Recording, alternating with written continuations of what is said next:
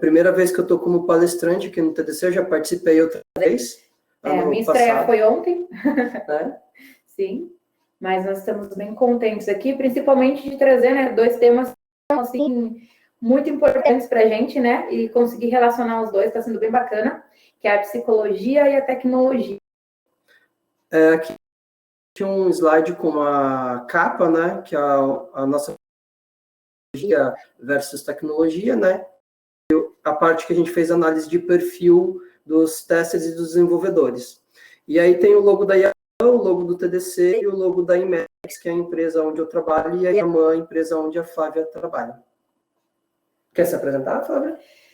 Bom, eu sou a Flávia, sou psicóloga e também sou analista de testes na empresa IAMAN. Sou casada com o Giovanni e faço pós-graduação também em neuropsicologia e gestão estratégica de pessoas. Eu sou Giovanni, tenho 31 anos, sou psicólogo também, sou também psicanalista, sou tech lead de uma squad não só de acessibilidade, mas uma squad voltada a todos os projetos que tem na B3, né? Automação, parte funcional e não funcional. Já tem alguns anos que eu estou na área de TI, uns 3, 4 anos que estou trabalhando. Apaixonado, né, por essa parte de tecnologia, eu acabei tendo a oportunidade de conhecer o Bruno e conhecer mais a fundo essa área, e hoje estamos aí, né. Também estou fazendo uma pós-graduação em neuropsicologia, e eu acho que na área de TI eu tenho mais as minhas partes, que são os cursos de desenvolvedor Python, front-end, automação, essas coisas. A gente vai falar agora um pouco sobre a pesquisa, tá, pessoal? A gente estava muito interessado, né? A gente observou que dentro da parte de acessibilidade ocorriam muitos conflitos, né? Às vezes entre os desenvolvedores, os testers, aquela coisa, na minha máquina funciona, na sua não funciona, você está testando direito, você já deu Ctrl+Shift+R para limpar os dados da máquina, você não sei o que, sei o que. E da parte dos testers também, né? Tem aquelas questões, né, de, mas a gente tá mostrando para você que está errado, aqui não sei o quê, aquela parte de criticar também a criação do desenvolvedor, né? Então, a gente usou a teoria da psicologia de testers de software, não sei se vocês conhecem, né, mas explicando um pouco, bem rapidinho, é uma teoria que fala sobre conflitos que existem entre desenvolvedores e testers, né? Os desenvolvedores são criadores, né, eles criam aplicações, e o papel dos testers é encontrar defeitos e bugs. A gente é pago para isso. Então, a gente vai olhar o que é criado pelos desenvolvedores e vamos correr atrás disso. Então, nesse meio de campo, existem muitos conflitos, né? Existem conflitos voltados a está criticando porque é sua profissão, você está fazendo isso, tal, o dev não sabe desenvolver direito, o dev não está pensando em acessibilidade, essas coisas. Então, todos esses conflitos, eles acabam se originando, às vezes, né, não só na parte de acessibilidade, mas em todas as outras áreas. Então, a gente resolveu usar uma pesquisa, né, um teste de perfil, para analisar esses perfis, para a gente olhar, o que está acontecendo, o que está acontecendo de que estão gerando esses conflitos. Aí foi aplicado o BFP, que é a bateria fatorial de personalidade, né? De psicólogos podem aplicar, e foi usado em um grupo de 14 pessoas, né? A gente ter um grupo seletivo de 15, mas um desses membros não respondeu a pesquisa, e aí a gente não conseguiu fechar com os 15, a gente fechou. Eu vou falar agora para vocês um pouquinho do objetivo da nossa pesquisa, né? Ela tem como objetivo, como o Giovanni já falou, né, validar essa teoria dos testes a teoria da psicologia dos testes de software, né? E além disso também trazer à luz, né, a importância de se entender um pouco essa interação, né, entre testers e desenvolvedores, né, a fim de melhorar a relação pessoal, né, e também facilitar a gestão de conflitos, né, que acontece dentro dos projetos, principalmente voltados à acessibilidade digital.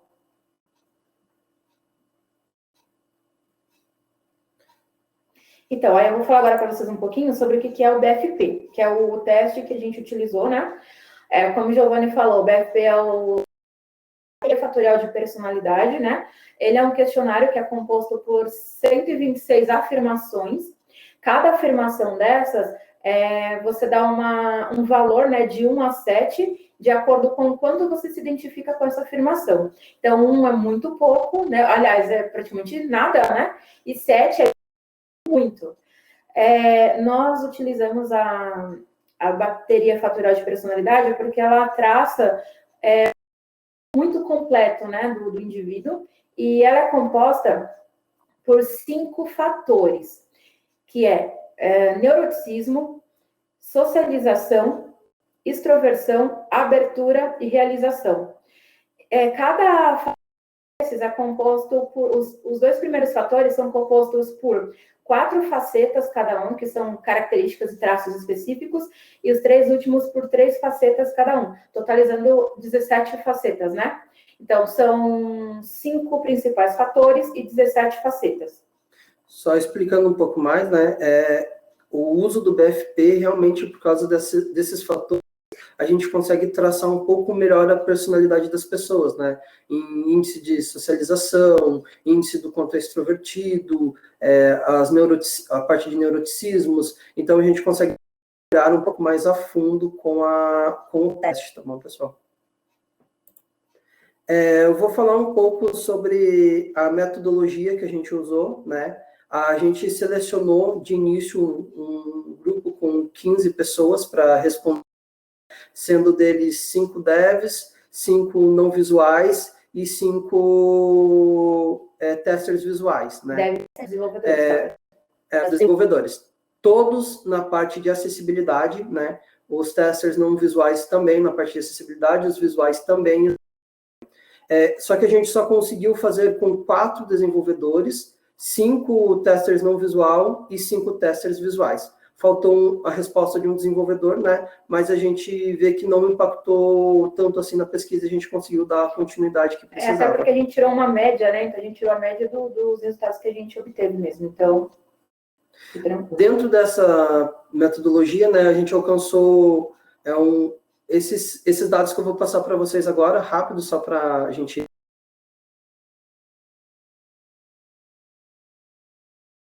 se colocar. Somente 2 mulheres fizeram os testes, né?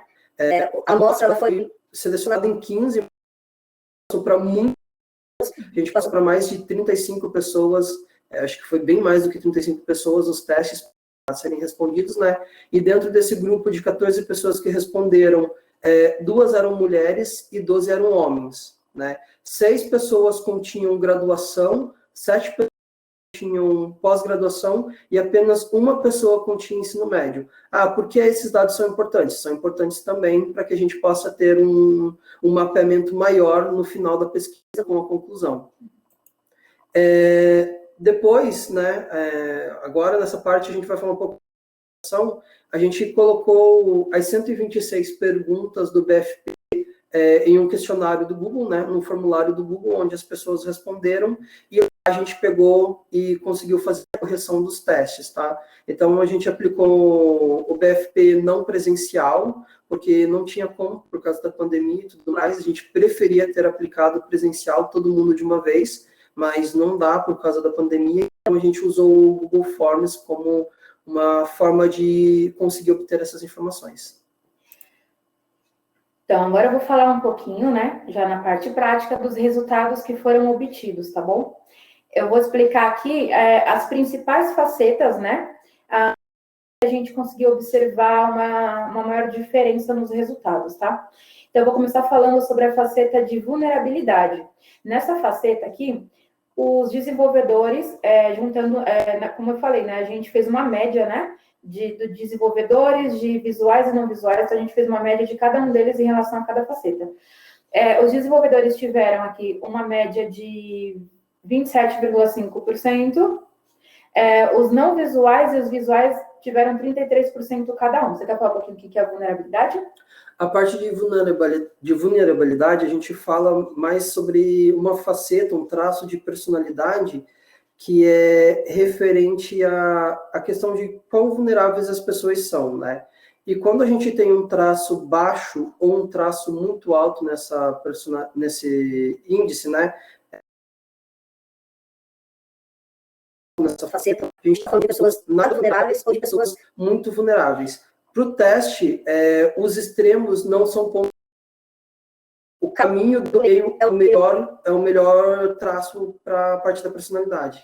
Tá, aí aqui eu vou falar agora sobre a instabilidade, tá? No caso aqui, os não visuais ficaram com menor índice de instabilidade, 24 contra 30 dos desenvolvedores, 44 dos visuais. A instabilidade, né, ela fala um pouquinho do quanto você consegue ser equilibrado em relação ao quanto as coisas te afetam, né? Porque aquela pessoa instável, aquela pessoa que explode fácil, que deixa as emoções tomarem conta, né?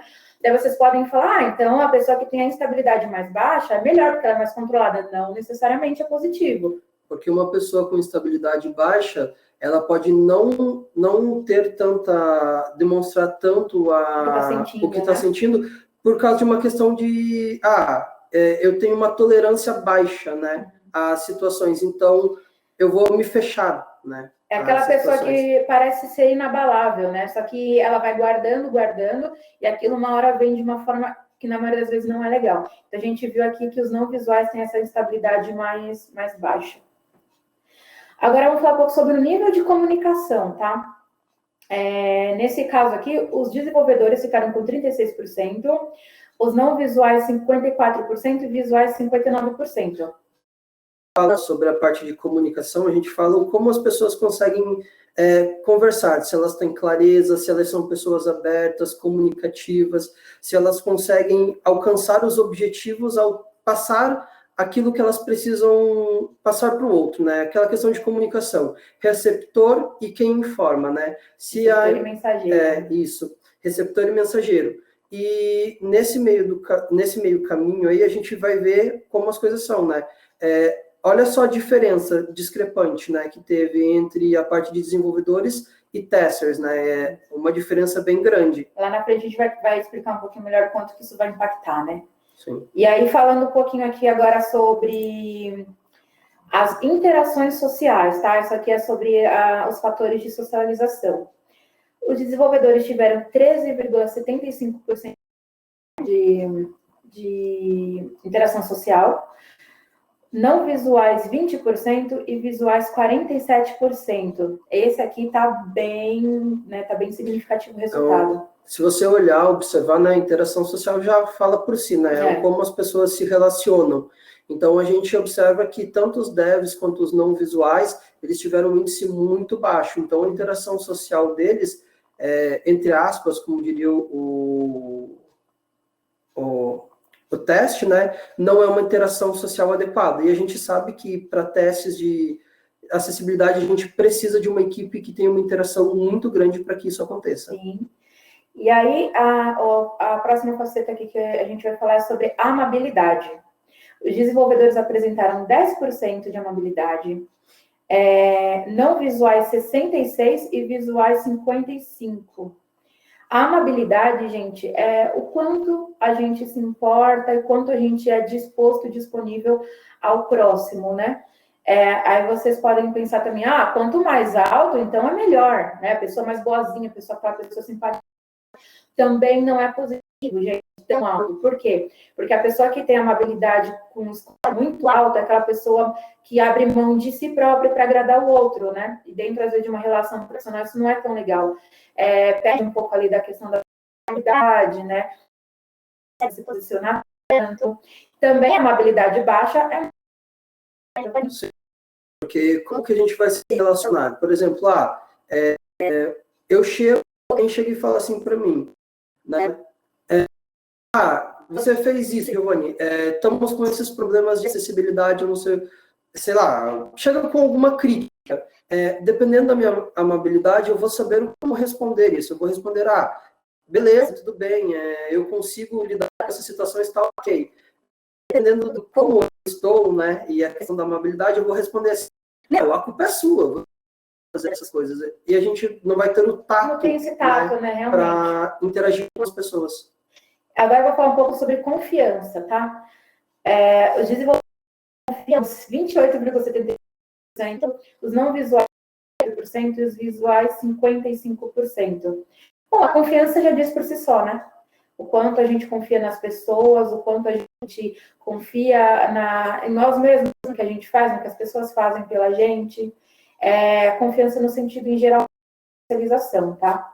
Só fazendo entre amabilidade e confiança, né? Se vocês olharem, os dois deram baixos, né? Então, o nível de confiança é como a gente confia naquilo que a gente faz. Se é baixo e a nossa amabilidade não é alta, há uma grande tendência da gente ser ríspido nas nossas respostas, porque vai ser como se fosse uma ofensa a gente, né? Então, não vou responder de bom grado, às vezes, algumas coisas. E aqui a gente vai falar um pouco sobre as facetas relacionadas aos fatores de realização, tá? Começando aqui pela competência. Desenvolvedores têm 20%, visuais 57% e visuais 61%. A parte de competência está ligado ao como a gente desempenha, a parte profissional, né? Pessoal também, tudo mais. A nossa... Quanto a gente se vê competente, né? Quanto a gente se vê capaz, né? E os índices altos e baixos se referem à mesma coisa. Uma competência muito alta também é ruim, porque eu vou ver o outro. E uma baixa competência também é ruim. Por quê? Porque talvez eu me veja como incompetente. E isso aqui, gente, só lembrando que não é realmente como ela se vê, como ela, né, se percebe, né? E aí a próxima faceta aqui é sobre empenho. Os desenvolvedores tiveram 28... Esse aqui já foi, não? Tá certo, né? Empenho, não. Os desenvolvedores tiveram 28,75%, os não visuais 61% e visuais 59%. Aqui está referente a quanto a gente se empenha para conseguir aquilo que a gente quer, né? Índices muito altos também são ruins, índices muito baixos também são ruins, né? A média sempre é o melhor resultado. Mas como assim, empenho demais é ruim? Sim. Quer explicar por quê? Sim, porque quando você se empenha gasta muita energia, muitas vezes em uma única situação. Às vezes a gente também tem que saber, como diz o ditado, né? Entrar e sair de uma situação, né? Porque, principalmente profissionalmente, a gente dá tudo de nós e dar tudo de si o tempo todo é muito desgastante, né? Então, a gente tem muito esse cuidado com esse equilíbrio aí de quanto se doar, do quanto ser profissional, ser um bom profissional, mas também não ultrapassar os limites, né? O empenho também em excesso faz com que a gente fique focado demais em uma única coisa e não consiga ver os problemas que estão acontecendo ao redor, porque eu estou empenhado em fazer aquilo. Sim. Então, empenho demais também é um ponto muito negativo. Aquela coisa, né? Bom, gente, às vezes não dá certo, vamos partir para outra, né? O empenhado demais não quer desistir nunca. A gente tem que ter essa base também.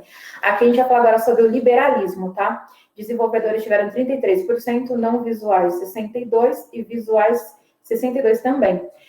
O liberalismo é o quanto que a gente está aberto a coisas novas, o quanto a gente se disponibiliza a abrir mão, às vezes, do que a gente acredita como uma verdade absoluta, né? Que não existem verdades absolutas, né?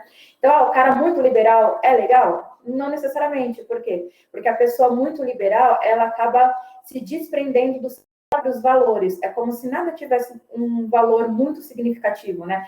E a gente sabe que para a construção do ser humano enquanto indivíduo, os valores são fundamentais, né? Os princípios, aquilo que a gente tem muitas vezes como base, né? Familiar, estrutural. Então, isso muito alto complica, e muito baixo também é aquela pessoa extremamente fechada, né? Que se sente a dona da verdade. E que não sai da caixinha. E não sai da caixinha. Então, vocês imaginam isso para a área de TI, é complicado, né? No mínimo. Pensando em questão de compliance, uma pessoa com a parte de liberalismo muito alto aqui, ela não vai querer saber de compliance, ela vai querer saber de fazer as coisas e correr atrás. Mas a gente sabe que compliance são coisas necessárias, são regras, leis, normas e diretrizes necessárias serem seguidas para conseguir algo, né? Sim. Agora a gente vai mostrar para vocês um gráfico, tá? Esse gráfico ele vai estar ilustrando aí os fatores que eu tinha comentado no início: neuroticismo, socialização, abertura, realização, extroversão. Não necessariamente nessa ordem, tá? Tá vendo, podendo ver o gráfico, os desenvolvedores estão representados pela cor verde, os não visuais pela cor roxa e os visuais pela cor laranja. Pode observar, né, que somente quem está enxergando, né, somente na parte de neuroticismo, os devs eles estão acima nos valores, né? Nos outros, a abertura, extroversão,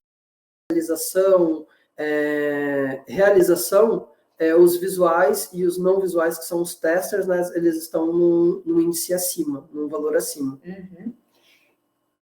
Só para o próximo, acho que tem mais um. Tá, agora a gente vai falar sobre a conclusão. Então, pessoal, quer falar?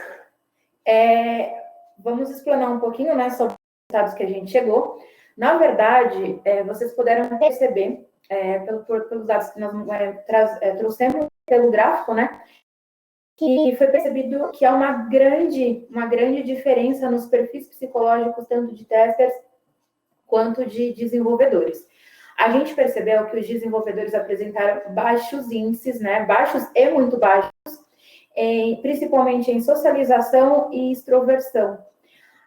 A gente vai falar um pouquinho o quanto que a gente pode relacionar isso à prática, né, quanto isso pode ser prejudicial na questão profissional, principalmente falando de projetos relacionados à acessibilidade. Então, pessoal, é necessário, né, se a gente for observar pelos resultados que a gente trouxe para mostrar para vocês, a análise dos perfis, né? Porque as profissões, elas têm as suas características. Por exemplo, os testes têm um perfil diferente do perfil do desenvolvedor, né? O desenvolvedor, a gente sabe, como é uma pessoa que trabalha bastante com códigos, é uma pessoa muito objetiva e muito racional, a personalidade dela vai ter algumas diferenças. Então, a gente tem que saber como lidar. É importante tanto os testers entenderem isso, quanto o coordenador, né? A pessoa responsável que está gerindo esses projetos também compreender isso. Por que a gente também achou importante trazer essa pesquisa?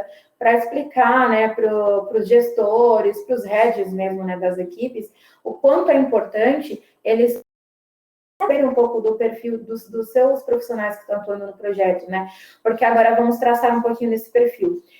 Você coloca, como a gente falou, você coloca um desenvolvedor com amabilidade muito baixa, ou seja, aquele cara que geralmente é muito fechado dentro de si e não está tão atento para aquela pessoa, né, que está do seu lado, você coloca ele juntamente com um tester que tem uma vulnerabilidade muito alta, ou seja, aquela pessoa que é extremamente sensível, que se importa muito com o que os outros pensam e tal, você coloca os dois para trabalhar junto num projeto, o desenvolvedor muitas vezes pode ser muito ríspido com essa pessoa que é extremamente sensível, e essa pessoa que é extremamente sensível, que tem a vulnerabilidade muito alta, de repente ela tem a instabilidade muito baixa, ela não se posiciona. Aquilo vai fazer muito mal para ela, muito mal. Vai começar a correr ela por dentro, sim, né? Sim. E aí você coloca um desenvolvedor com a comunicação muito baixa e um tester com a comunicação mais baixa que a dele, não rola, né? Como é que vai fazer? Não vai desenrolar, vai ficar parado, né? As informações, elas não vão conseguir fluir. E aí, contrapartida, das facetas que a gente não colocou aí, mas vou dar um exemplo para vocês. Um tester que tem a altivez muito alta. A altivez é o quanto você se garante, o quanto você tem a visão de si mesmo, o quanto você é bom, o quanto você sabe que você é competente. O cara que tem isso muito alto e você coloca com um dev que tem a visão de si próprio, que a competência é baixa, o tester vai chegar no cara e já vai falar, olha, isso aqui que você fez é uma porcaria, hein, tal. Como é que o desenvolvedor vai se sentir? Então, assim, são conflitos que acontecem, né, dentro dessa relação e que, tendo essa percepção um pouco mais voltada à parte psicológica e emocional, talvez a gente consiga não traçar o perfil ideal, mas, de repente, os perfis mais adequados para atuar em determinados projetos, né? Isso também, logicamente, diz muito do projeto que a pessoa está.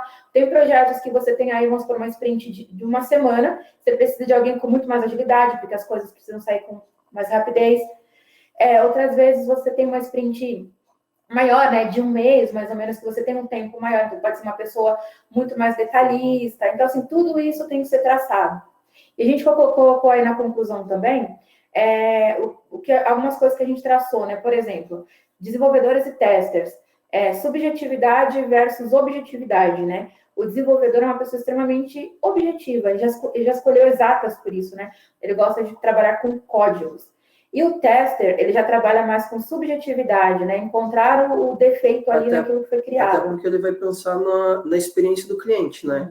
Então, ele precisa ter essas subjetividades dentro dele, né? Sim. E aí a gente pensou também, por exemplo, por que será que os desenvolvedores tiveram uma interação social tão baixa, né? Se eu não me engano, foi 13, alguma coisa, interação social. E os testers têm uma interação social maior, 50%, 60%. Primeiro, o desenvolvimento é uma atuação muito solitária, né? O desenvolvedor. Claro que hoje esse cenário está mudando bastante, né? A gente trabalha com equipes maiores, a gente tem dailies, tem reuniões que acabam fazendo com que essa interação seja maior. Mas, geralmente, o trabalho do desenvolvedor é um trabalho mais solitário. Tester, principalmente acessibilidade, a gente trabalha em duplas, né? Então, automaticamente, a gente vai ali trabalhando bastante essa questão da interação. Você trabalhar também com uma pessoa com deficiência faz com que você aumente os seus níveis de amabilidade, de vulnerabilidade, de pensar um pouco no próximo, né? Dessa parte da boa comunicação. Então, isso foi algumas das hipóteses que a gente levantou para essa discrepância nos números.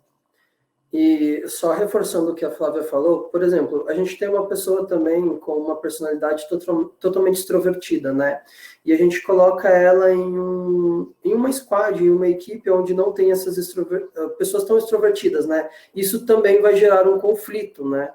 Dependendo de como essas pessoas vão se relacionar. Então, a socialização, extroversão, abertura, neuroticismo, todas essas classes que a gente tem de realização também, elas são importantes para saber como vão acontecer as nossas interações. Geralmente, pessoas bem realizadas, elas se sentem bem para tratar problemas e soluções. Pessoas com baixo nível de realização, elas vão ver problemas como problemas e não como solução. E aí vocês perguntam, tá, mas como essa interação poderia... Traçando esse perfil, né, você coloca, olha, eu já sei que esse desenvolvedor ele tem a comunicação baixa. Não vou colocar também o cara que apresenta a comunicação 90, né, ficar tagarelando lá, vai ficar uma coisa meio complicada. Mas se você coloca um tester que tem a comunicação um pouco maior, eles vão conseguir travar, né, esse diálogo, né? Você pega ali um tester, de repente, que tem a vulnerabilidade baixa, aquela pessoa que não é tão sensível ao próximo, né? Então, tá, como que eu posso desenvolver esse cara? Então, eu vou colocar ele com uma pessoa que tem a amabilidade um pouco maior, mas não tão alta. Porque, como eu falei no início, você coloca vulnerável muito baixo ou amável muito alto, um vai acabar pisando um pouco no outro, né? Então, ter esse equilíbrio. Como eu falei, o cara que tem a altivez baixa, colocar ele com alguém que tem um empenho um pouco maior para poder puxar ele, entendeu? Então, assim, a gente consegue fazer uns jogos ali de conseguir trabalhar melhor essas personalidades em prol do projeto de uma forma geral, né? Sim, e é muito interessante olhar as personalidades não só como uma forma de, vou também ajustar essas questões de projeto, mas como um conhecimento do funcionário que você tem. Para você também, como coordenador, gestor ou pessoa responsável por projetos, olhar e saber também como se comunicar com essas pessoas. Sim, exato. Bom, pessoal, a nossa pesquisa, né, foi basicamente foi isso que nós apresentamos para vocês. A gente quer futuramente aprofundar ela, né, trazer um número maior, uma amostragem bem maior, porque realmente é um assunto pequena, bem relevante, né? A amostragem que a gente pegou foi uma amostragem necessária e não o que a gente realmente queria. Gostaria, sim. A gente gostaria de, pelo menos, ter aí, nessa parte de teste de perfil mesmo, 30 pessoas, mais ou menos, de cada área, né? Para poder ter um número muito mais assertivo também, né? Sim. Não que esse número não seja assertivo, mas é um número para a gente ter uma noção agora na pesquisa que a gente está fazendo. E aí a gente agradece a oportunidade, né, de estar aqui falando com vocês.